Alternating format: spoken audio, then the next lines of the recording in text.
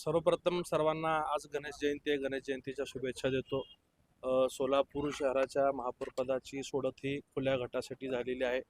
या अनुषंगाने शहराध्यक्ष रोहिणीताई हे आज दिवसभरात जे काही इच्छुक लोक त्या पदासाठी असतील त्यांची नावे पालकमंत्री जयकुमार गोरे साहेबांना प्रदेशाला पाठवतील आणि त्यातनं निर्णय प्रदेश स्तरावरती पालकमंत्री महोदयांच्या माध्यमातून होईल. किती नाव चर्चा काय?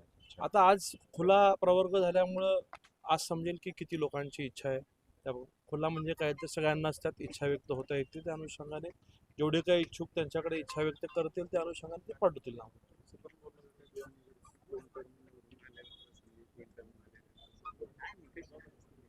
ह्याबाबतचं तुमच्याकडनं समजलं की काय असे निकष आहेत, परंतु भारतीय जनता पार्टीमध्ये काही घडू शकतं हे मी अनेक वेळा जबाबदारीने बोललो. त्यामुळे पक्षाला जे नाव उचित वाटेल त्या अनुषंगाने पक्ष निर्णय घेईल. विनायक कोंडाल यांचं नाव आघाडीवर आहे, समोर चर्चा सुरू झाली राजकीय वर्तुळात. नाव आहे चर्चेत का आघाडीवरती आहे? आघाडीवर पण आहे आणि चर्चेत पण आहे. आघाडीवरती आहे हे तुमच्याकडनं कळलं. नाव चर्चेत आहे समाज माध्यमांवरती आम्ही वाचलेलं आहे.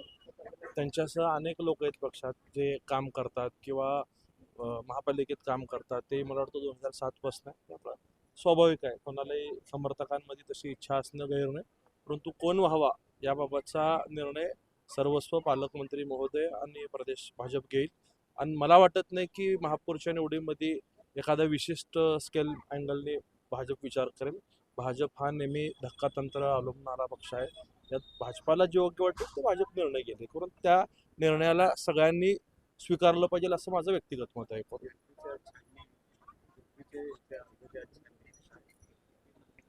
नाही, मला आज त्याबाबतचं जास्त माहिती घेतलेली नाही आहे.